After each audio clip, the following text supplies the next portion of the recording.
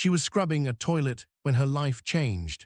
That is the honest version of the story, though the newspapers would later leave that part out. Her name was Amara Osei, 22 years old, black, broad-shouldered from carrying linens, with a scar on her left palm from a broken glass she'd caught before it could shatter on the marble floor of Suite 12. She had been a housekeeper at the Grand Meridian Hotel for 3 years, not the kind of hotel that has a pool, but the kind that has a name, and that is far more dangerous. The Grand Meridian was not just a hotel. It was the official residence of guests of the Royal House of Eden, a small, landlocked nation whose traditions were older than its roads. When dignitaries visited, they stayed at the Meridian. When treaties were signed, they were signed over dinners in its oak-paneled dining rooms. When Crown Prince Daniel Eden came to the city for his annual economic summit, he stayed in the royal suite on the 14th floor. Amara cleaned the royal suite every morning at 6 a.m. before anyone stirred. She had a system: bathroom first, always bathroom first, because if you left it last, you ran out of will. Then the sitting room, the balcony, the bedroom. She worked in the early quiet like a woman who had learned to be invisible, because invisibility was simply the job, not a wound, just the job. She had told herself that so many times she almost believed it. The morning she met him, she was 3 minutes ahead of schedule and feeling good about it. She pushed her cart down the 14th floor corridor with the quiet efficiency of someone who has made peace with 5 a.m. The suite door opened on her key card. She stepped inside. She went to the bathroom. Then she heard a voice from the sitting room say, "Is someone there?" She froze. The voice said it again, calm, unhurried, a little rough the way voices are when they've just woken up. "Hello, I can hear the cart." Amara set down her cloth. She walked to the sitting room doorway. The man on the sofa was sitting up, hair disordered, in a white hotel robe that was clearly not tied correctly. He looked to be in his early 30s. He was looking at her without surprise, more like someone who had been waiting for company and was mildly pleased it had arrived. "Good morning," he said. "I'm sorry," Amara said. "Your schedule said you'd be at breakfast. I can come back." "No, please," he rubbed his face with one hand. "I couldn't sleep. I've been sitting here since 4. He looked out at the grey city beginning to lighten. "I keep thinking I should go down to the breakfast room and be seen eating eggs, because apparently that communicates economic confidence. I can't decide if that's absurd or not." Amara looked at him. She should have said, "I'll come back at a better time, sir." She should have backed out of the doorway and let the door click softly behind her. Instead, she said, "It's a little absurd." He looked at her, not the way guests usually looked at housekeepers, that sliding, not quite seeing gaze. He actually looked at her. "Is it?" he said. "The people watching you eat eggs already know whether they trust the economy," Amara said. "You're not going to change anyone's mind with scrambled eggs." A beat of silence, and then he laughed, not a polished, public laugh, but a surprised one from the chest. "That," he said, "is the most honest thing anyone has said to me in 4 days." "I'll come back," she said, and retreated before she could say anything else she'd regret. But she was smiling as she walked down the corridor. She pressed the back of her hand against her mouth to stop it. She did not know his name yet.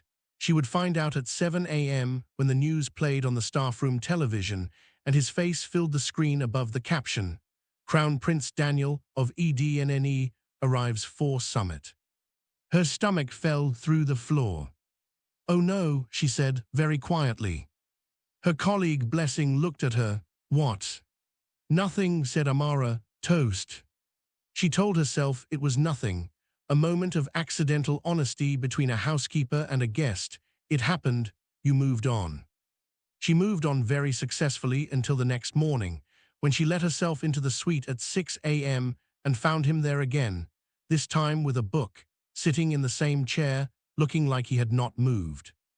"You came back," he said. "I work here," Amara said. "Right," a pause. "The eggs, by the way, they did nothing for anyone's confidence. You were correct." She bit down on her smile and went to start the bathroom. She was back in 11 minutes. He was still reading. "Can I ask you something?" he said, without looking up. You can ask, she said, which was not quite the same as yes. Do you like this work? She stopped folding the throw blanket. That's a strange question. Is it? Most people ask if I can get them more towels. She resumed folding. I don't dislike the work. I dislike being treated like the work is all I am. He put the book down. I'm sorry, he said. Has someone here done that? Everyone here does that. She said it without bitterness, just fact. It's all right. I've gotten good at having an interior life. He was quiet for a long moment. My name is Daniel, he said. I know, she said. I saw the news. Then you know I'm. Yes. Another silence. And your name, he asked. She looked at him. She thought about all the reasons not to tell him. She told him anyway. Amara, she said. He repeated it like he was committing it to memory. Amara, he nodded. I'll let you work. She finished the suite in 15 minutes and left. In the elevator, she pressed the button for the basement and told herself to stop. Just stop. Stop whatever this was before it became something. She told herself this every morning for the next 6 days. It became something anyway. By the end of the first week, she knew he took his coffee black, that he had a sister named Nadia who called every evening, that he was in the middle of a trade negotiation that he described as trying to convince people to share when they'd rather hoard, and that he had not slept a full night since arriving in the city. By the end of the second week, he knew she had a degree in business administration from a university in the South that had not, so far, opened any of the doors a degree was supposed to open, that she'd been in the city 3 years, that she sent money home to her mother in Kesano every month, that she read fiction on her lunch breaks because, as she told him, someone else's story is the only vacation I can afford. You should be doing something other than this, he said one morning, gesturing at her cart. She looked at him steadily. People say that a lot. It doesn't come with a plan. I know, he looked away. I'm sorry, that was a thoughtless thing to say. It was, she said, but you said it like you meant it kindly. That's the difference. He looked at her with an expression she was learning to recognize, surprise at being seen clearly, and something underneath the surprise that was closer to relief. She was beginning to dread how much she liked that look on his face. The hotel manager, Mr. Akampong, called her into his office on the Thursday of the second week. Sit down, Amara. She sat, her heart was a held breath. I've had a request, he said carefully, from the Royal Household Coordinator. The prince has asked that you continue to be assigned to the royal suite for the remainder of his stay. He looked at her over his glasses. This is unusual. Yes, sir. Do you know why he's made this request? I clean the suite efficiently, she said. I imagine he prefers consistency. Mr. Akampong looked at her for a long time. Amara, I have managed this hotel for 16 years. I am not unaware of when things are happening. He folded his hands. I am not reprimanding you. I am asking you very seriously to think about what you are doing. She met his eyes. I am being a housekeeper, sir. Good, he said. Keep being that. She walked back to her cart. She stood with her hands flat on the handle and breathed. She was being reckless. She knew it. Every morning when she pressed the key card to that door, she knew it.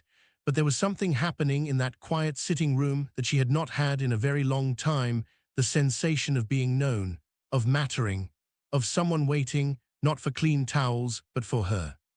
She should stop. She knew she should stop. She went back the next morning. On the last Saturday of the summit, the thing she had been afraid of happened. Not a fight, nothing dramatic, just Daniel sitting across the coffee table from her because somewhere in the second week she had started sitting and saying very quietly, I don't want to go back. She looked at him. I go back next Friday, he said, to Eden, to the palace and the council and the photographs and the schedule. He turned his coffee cup in his hands, and I will think about these mornings for a very long time. Daniel, her voice was soft but careful. I know, he said quickly, I know what I am, and what the situation is. I'm not saying," he stopped. "I just wanted you to know that these meant something, that you mean something." The city noise floated 14 floors up, a siren somewhere, a horn. "You should be careful," Amara said finally, "about saying things like that to a woman like me." "Why?" "Because I will believe you," she stood. "And then you will go back to Eden, and I will still be here, and I will have believed something I shouldn't have." She picked up her cloths. "Amara, I'll finish the bathroom," she said. "It was nice to know you, Daniel." She spent 8 minutes in the bathroom telling herself she had done the right thing. She was completely, utterly certain she had done the right thing. She was so certain that she was crying, very quietly, over the sink, which was inconvenient and embarrassing and real. When she came out, he was standing by the balcony door. "I want your number," he said. "Your phone number. I'm not asking you to believe anything. I'm asking for the chance to keep talking." She looked at him for a long time. "You have a piece of paper," she said. He called that evening from the summit dinner. She was on the night bus home, squeezed between a man with a large bag of tomatoes and a teenager with headphones, and her phone lit up with an unknown number. "Are you somewhere you can talk?" he said when she answered. "Not even slightly," she said. "Right," a pause. "I just wanted to make sure the number worked." "It worked." "Good," another pause. "I'll call tomorrow." He called tomorrow, and the day after, and the day after that. He went back to Eden on Friday as scheduled, and on Friday evening his name appeared on her screen, and she sat on the edge of her bed in her small flat with the window that faced another building's wall, and she answered. They talked for 2 hours. She did not tell Blessing. She did not tell her mother. She did not tell anyone because there was nothing to tell. They were talking, that was all, and the fact that she fell asleep smiling was her own business. The doubt arrived in the 3rd week of calls, quiet and precise, the way real doubt always arrives. She was sitting on her break, eating rice from a container, when she looked around the staff canteen, the flickering fluorescent light, the roster sheet on the corkboard, the row of plastic chairs, and she thought, "What are you doing?" She turned it over honestly. A prince was calling her, a prince from a country with a royal palace and a centuries-old monarchy. He called her every evening and told her about his day and asked about hers and laughed at her jokes and remembered things she had said 3 weeks ago. And she was a housekeeper eating rice in a canteen. Not a tragic figure, she was clear-eyed about that. She did not feel sorry for herself, but she was also not naive. She had read enough history to know what happened to women in her position who forgot what position they were in, the ones who believed the summer, the ones who were not invited to the autumn. She picked up her phone and typed, "I need to ask you something honestly." He responded within a minute, "Always." She typed, "What is this? What are we doing? Because I need to know if I should protect myself." He called immediately. She picked up. "I should have said this earlier," he said without preamble. "I want to come back to see you, not for the hotel, not for a summit, to see you. And I want to tell you that I have not been interested in anyone in 2 years, and I have thought about that carefully, and it is you, specifically you." He paused. "Is that a clear enough answer?" She was quiet. "Amara, I'm thinking," she said. "Take your time." She thought about the bus ride home, the wall outside her window, her degree that opened no doors, her mother in Cassano who always asked, "How are you really?" in a way that meant she already knew the answer was not great. She thought about sitting at that coffee table in Suite 14, being asked questions that assumed she had thoughts worth hearing. "All right," she said. "All right, that's a clear enough answer." "All right, come back," she said. "But if you hurt me, I'm going to be very matter-of-fact about it, and it will be uncomfortable for everyone." He laughed. "That is the most you thing you have ever said." "Good, you should know who you're dealing with." He came back 6 weeks later, not in the royal suite, in a smaller hotel across town, registered under a different name, with 2 security staff and no press. They walked by the river, She wore the good coat she usually saved for job interviews. He wore jeans and looked, without the white robe, almost ordinary. "You look different," she said. "You look exactly the same," he said. "That's a compliment." "I know it is." She watched the water. "How long are you here?" 3 days. I told the palace I was visiting a cultural investment initiative. "Are you?" "You are the most interesting thing I've invested attention in for years." He looked at her sideways. "I think that counts." She shook her head, but she was smiling. "Amara," he said, "I want to be honest with you about something. There are people at home, my father's council, who will not receive this well, whatever this is, whatever it becomes." He stopped walking. "I'm telling you that not to warn you off, but because you said you needed to know if you should protect yourself. I think you should go in with open eyes." She looked at him. "I have always had open eyes," she said. "It's the rest of the world that keeps closing theirs." The photograph appeared online on a Tuesday. Amara was at work, not at the Meridian. She had changed hotels after his first visit. The weight of Mr. Akampong's careful eyes had become too much, when Blessing sent her a link with a string of question marks.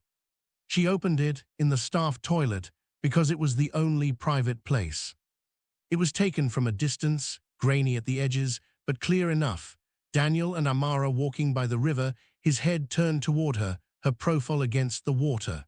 The caption on the gossip site read, "Who is Prince Daniel's mystery companion?" She sat on the closed toilet lid and looked at the photograph for a long time. They had found out who she was by morning. She did not check the internet that Wednesday. She knew, in the abstract, pragmatic way that she knew most things, that whatever was being said was not kind, and that reading it would not change it, and that she had work to do. She went to work. She changed the linen in room 11, which was ironic, and she did not let herself think about it.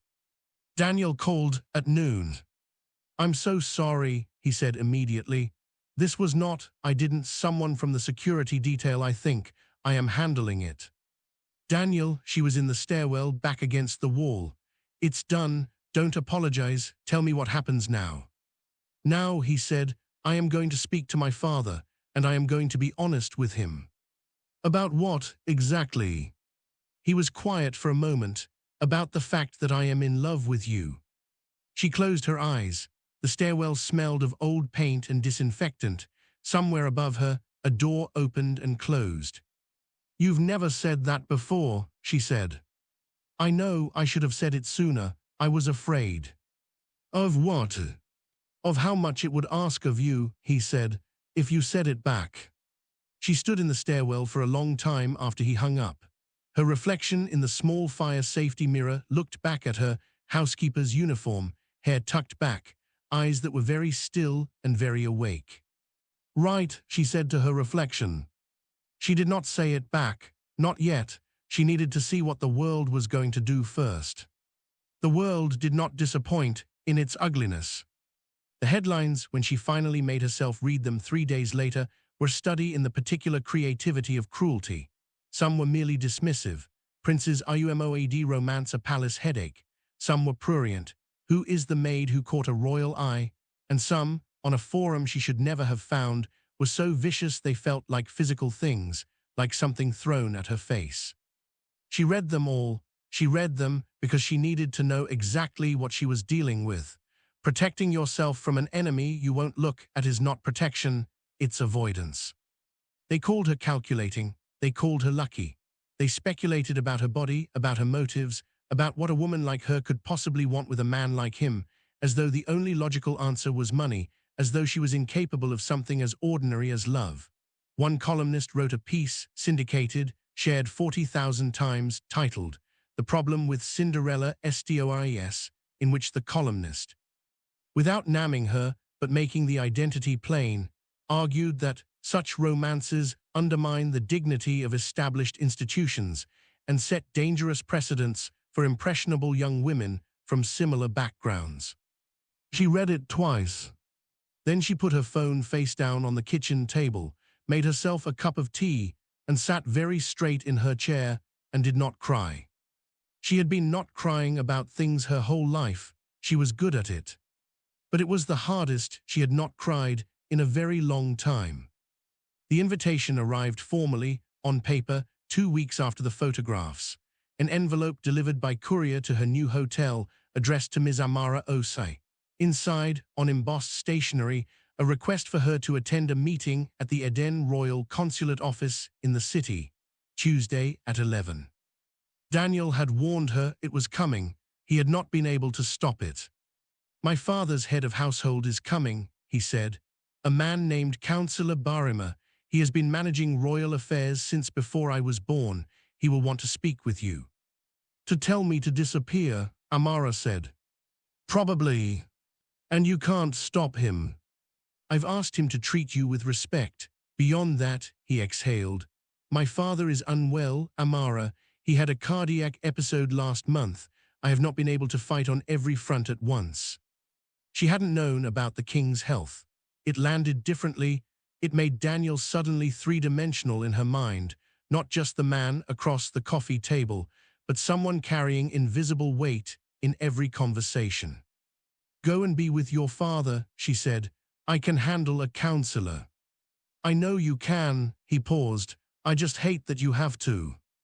The consulate office was a townhouse in the embassy district, all dark wood and oil paintings. A young aide led her to a conference room that was designed to be intimidating: high ceilings, a long table, chairs that forced you to sit up straight. Councillor Barima was a compact man in his 60s, with a silver-streaked beard, and the manner of someone who had been saying difficult things to people for so long that he no longer felt anything about it.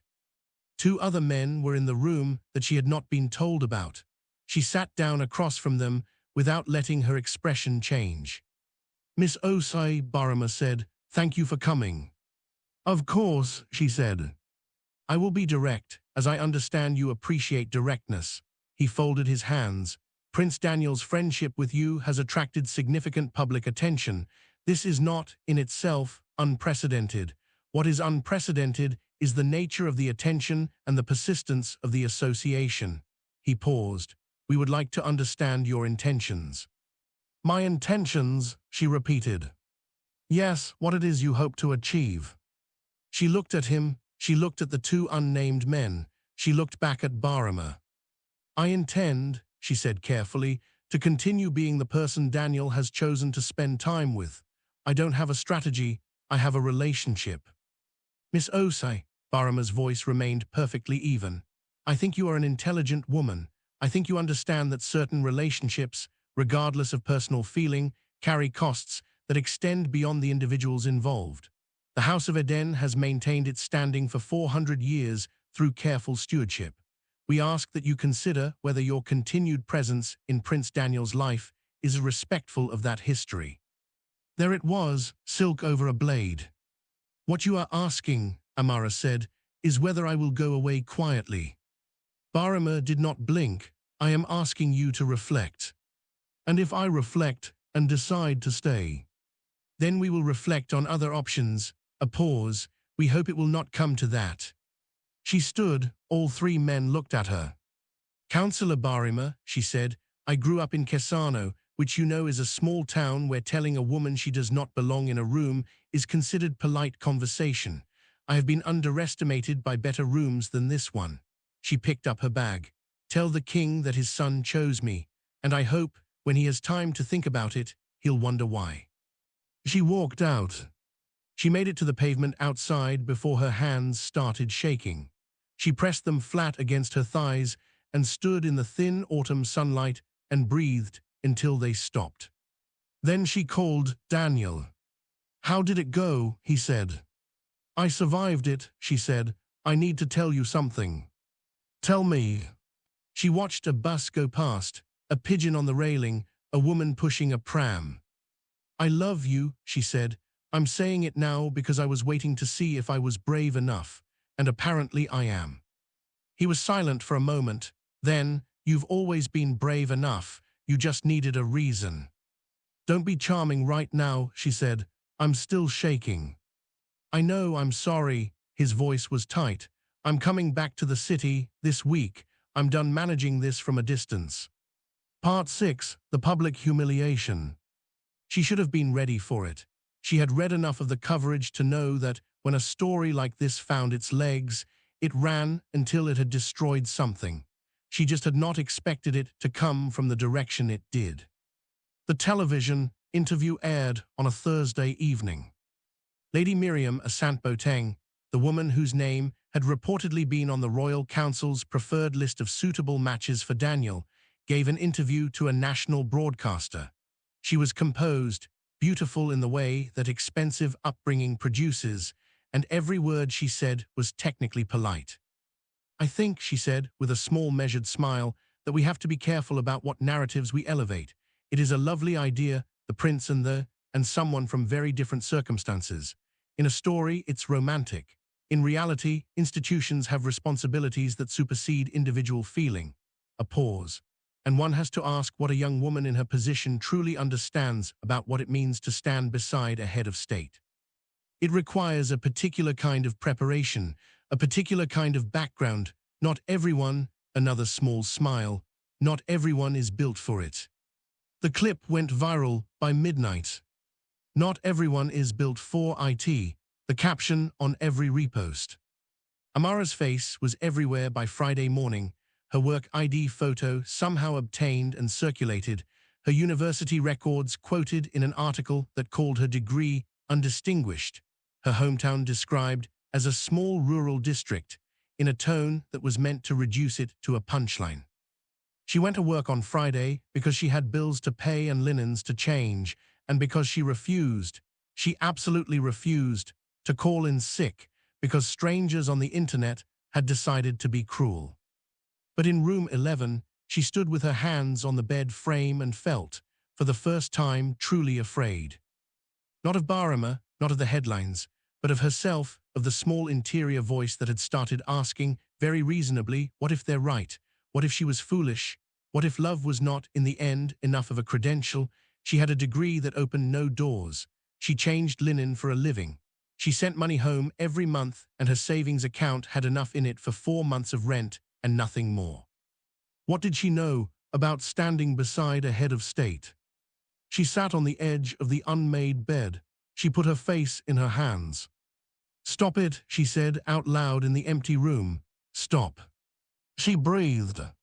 She thought about every door that had been closed to her, the jobs she'd applied for after graduation, politely declined, always declined, never explaining why, but she knew why. She thought about the interview 3 years ago where the panel had asked, very kindly, if she had considered positions more suited to her background. She thought about Cassano, about growing up watching her mother work 2 jobs and still somehow make food feel like a celebration. She thought about what it meant to survive rooms that were designed to shrink you. She thought about what Barama had said, what Lady Miriam had said with her small, careful smile. And she felt, very slowly, the fear shift into something else. Something older, something that had been living in her chest since she was a girl, being told, in various ways, that she was not quite right for whatever room she was standing in. She was so tired of that story. She stood up, she made the bed, she finished room 11. Daniel arrived on Saturday morning. He came to her flat, which she had never shown him, which meant he had been given the address, which was its own complicated thing, and stood at her door looking like a man who had been traveling all night, which he had. She let him in without a word. He looked around the flat, the one window that faced the other building, the stack of library books on the table, the row of photographs on the windowsill, her mother, blessing at a birthday party, a younger Amara in her graduation gown squinting against the sun. He looked at the photographs for a long time. "I saw the interview," he said.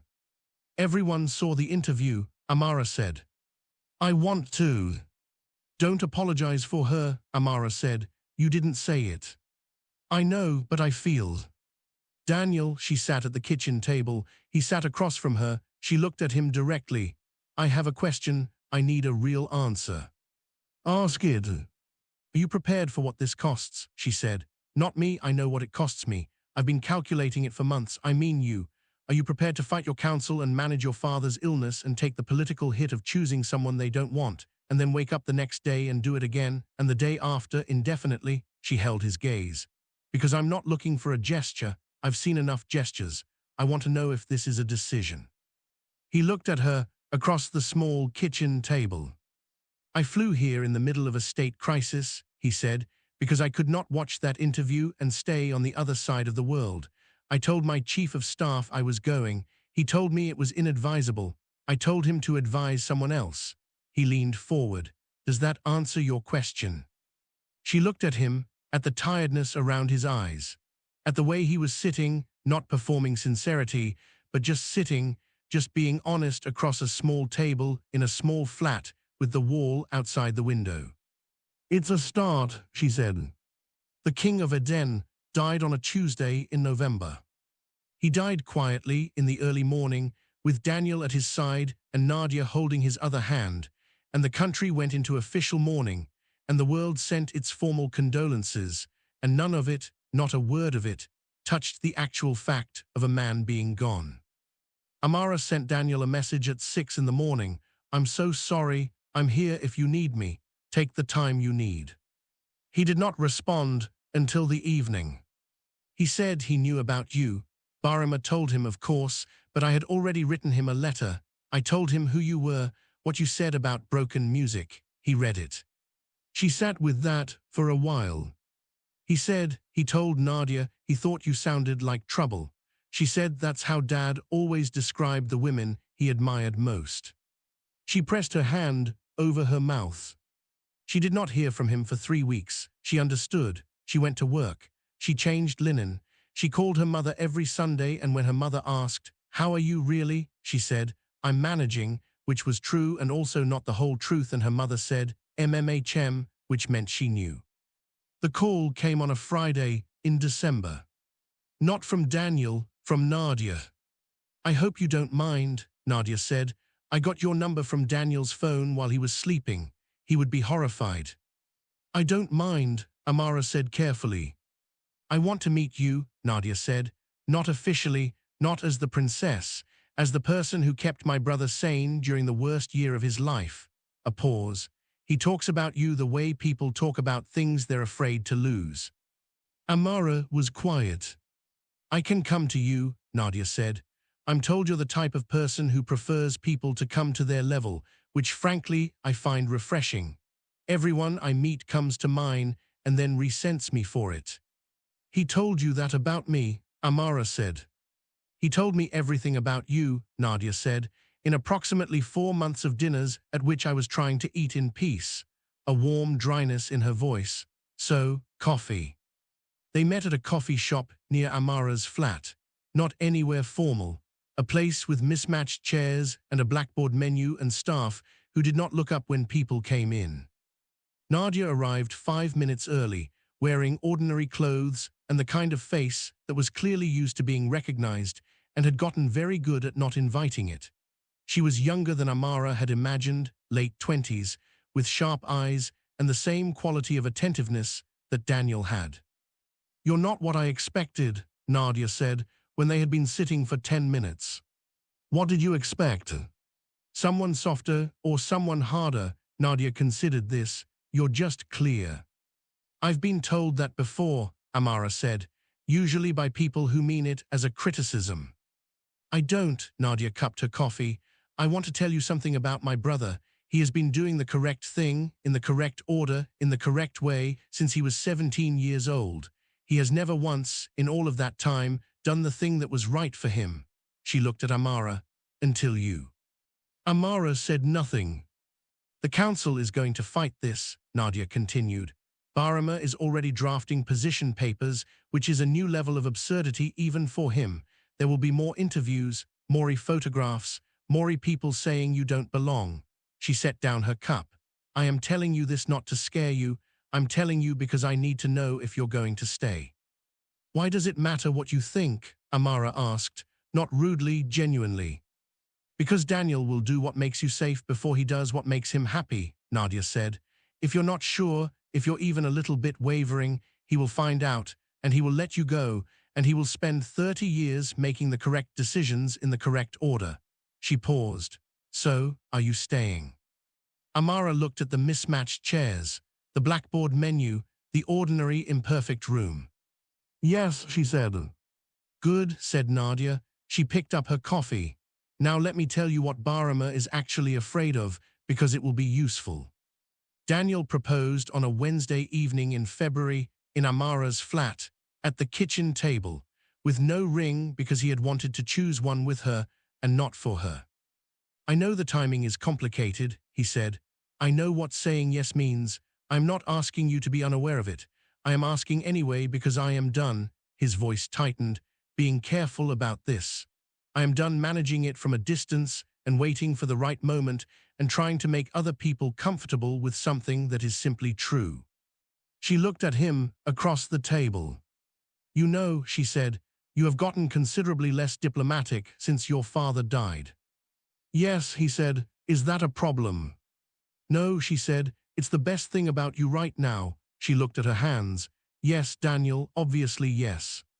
He laughed, that surprised, real laugh from the chest, and reached across the table and held her hands. The ring, he said, you pick it, I mean that. I know you do, she said, that's why I'm saying yes.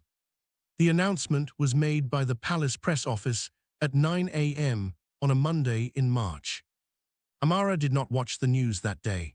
She went to work because she was still employed and she intended to be until the day she wasn't, and she changed linen in room 8 and room 14 and room 11, and she did it with the care and completeness she brought to everything, because the work deserved that regardless of what was happening on the outside.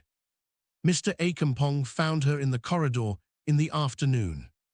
He stood very still, looking at her. I assume, he said finally, that you have given your notice. Not yet, she said. I thought I'd finish the week. He looked at her for a long moment, and then, in 16 years of managing that hotel, Mr. Akampong did something she had never seen him do. He smiled. Amara Osei, he said, you are the most extraordinary woman I have ever employed. I'm also your best housekeeper, she said.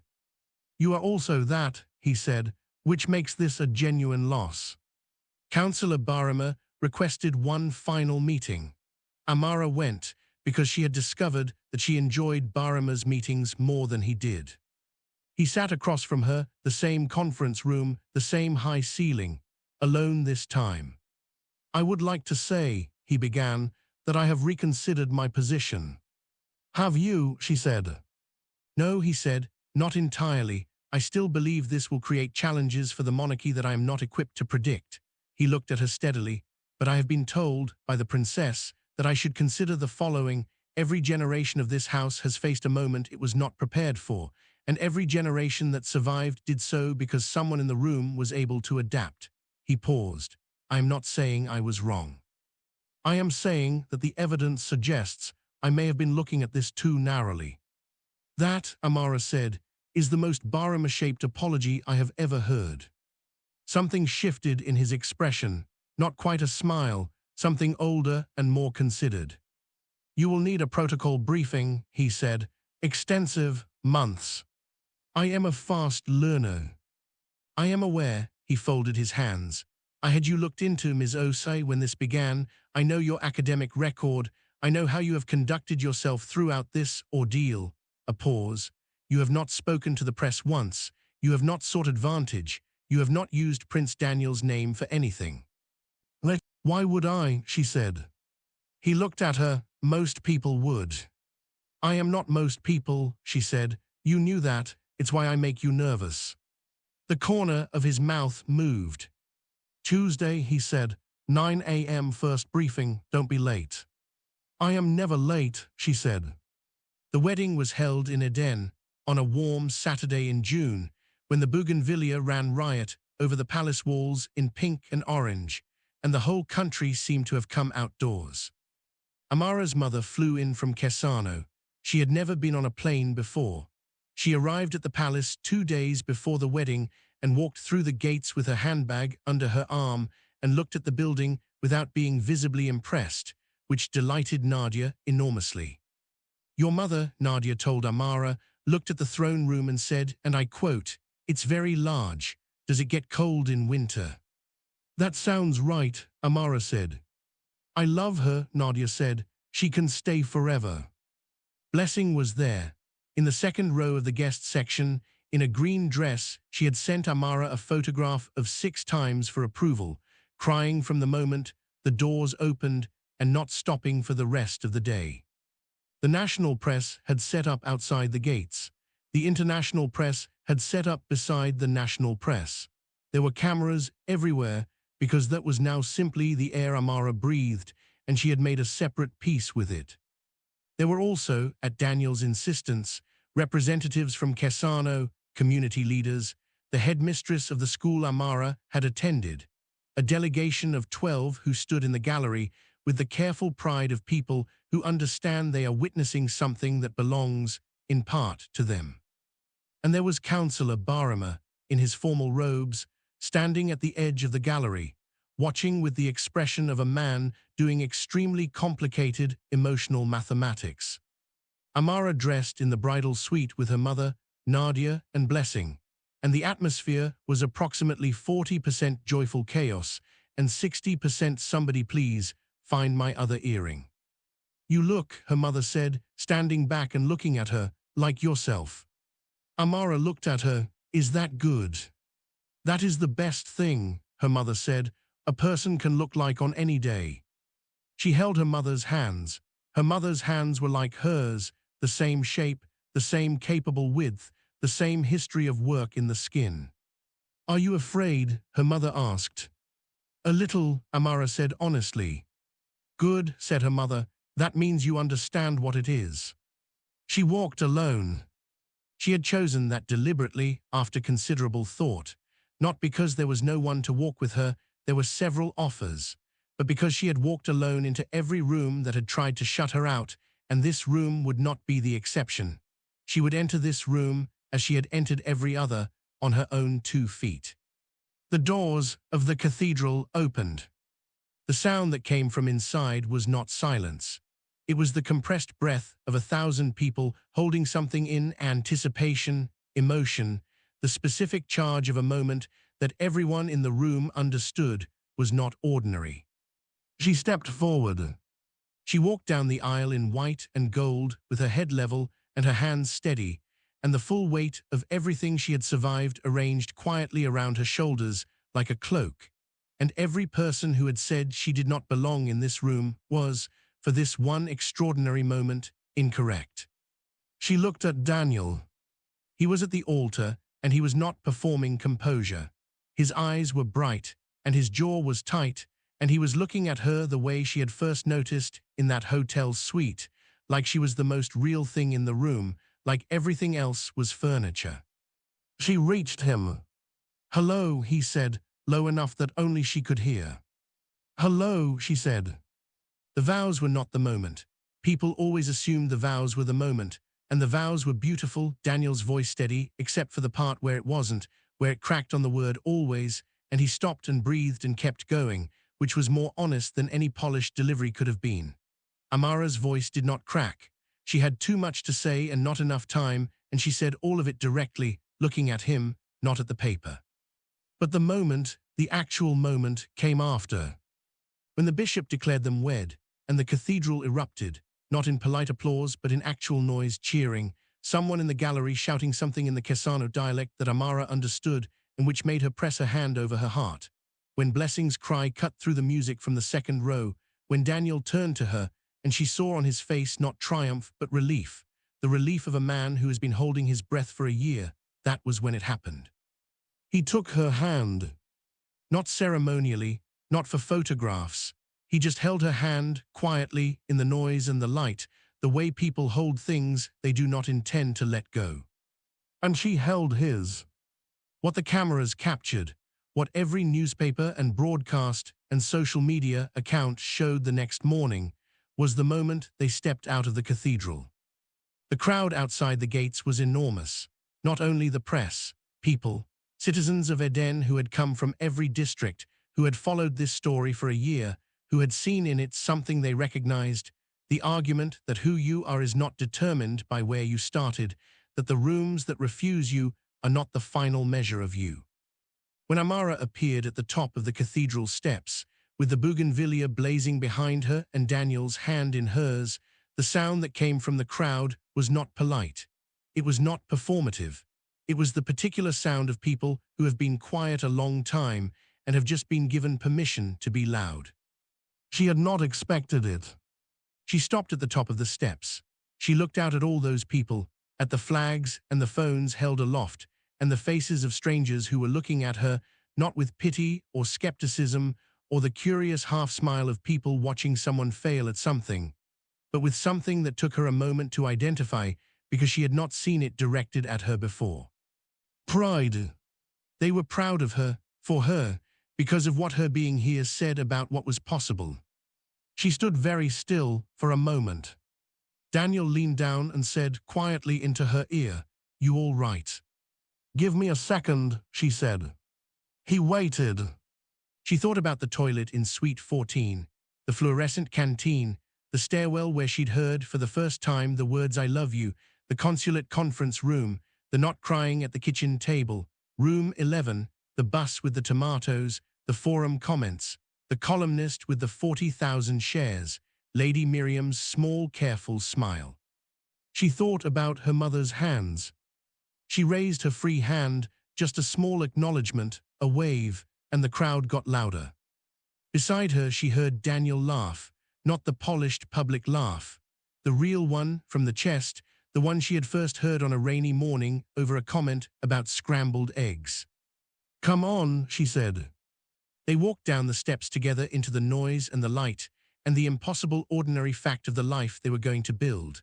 And behind them, the cathedral bells rang out over the city, and the bougainvillea moved in the June wind, and somewhere in the crowd, a woman from Kesano was crying and laughing at the same time and did not mind at all who saw. The letter arrived on a Tuesday. Amara was in what Nadia called the small office. It was not small, but everything in the palace was relative, going over her diary with her new secretary, a meticulous young man named Kofi who had been assigned to her by Barima and who was, she had discovered, exactly as quietly formidable as Barima intended. The letter was handwritten, forwarded through the palace mail system, addressed in careful handwriting to Her Royal Highness, Crown Princess Amara. She still had to pause every time at that name. She opened it. It was from a girl named Efua, 17 years old, from Kesano.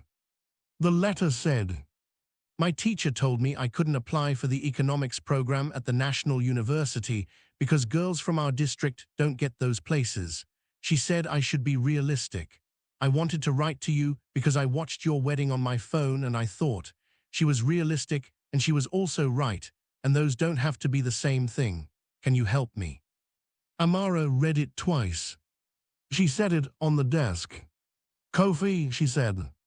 "Yes, Your Highness. I need you to find out everything about the National University's admissions criteria for students from rural districts, and I need the Minister of Education's diary for next week." And she paused. "I need someone to write back to this girl today, not when we have a moment, today." Kofi picked up his pen. He was not surprised. He had learned quickly that she moved at the speed of someone who had waited long enough. "What would you like the letter to say?" he asked. Amara thought for a moment. She thought about a widow's letter that had arrived a long time ago and sent one girl to a city and started a whole impossible chain of events.